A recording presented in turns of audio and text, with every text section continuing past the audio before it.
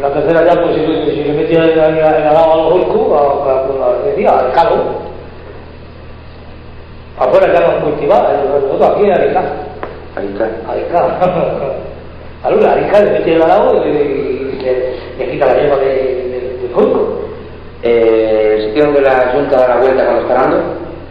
¿Cómo es eso? Sí, cuando está dando la Junta, donde da la vuelta, ¿tiene algún nombre ese punto? El volvedero. Pues se le dice a ella vuelve, ¿no? Es el volvedero.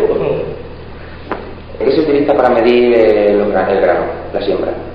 Hombre, pues antes se utilizaba muchas veces, ahora ya hay adelanto en muchos sitios, pues la cuartilla, el calemín, una cuartilla, casi 4 cuartillas de la pareja. 4 cuartillas de la pareja. ¿Poner la tierra llana después de darla? Eso es rastrearlo con una castilla. Una castilla, nosotros, una gata, ¿no? Tiene unos ganchos así, se la gasta la caballería y nosotros lo va detrás y le echan la gata. ¿Esos ganchos son de hierro o de madera? No los hay de madera todavía. ¿Hay de madera? Sí, tenía algunos de madera, sí. Pocos, pero hay algunos de madera.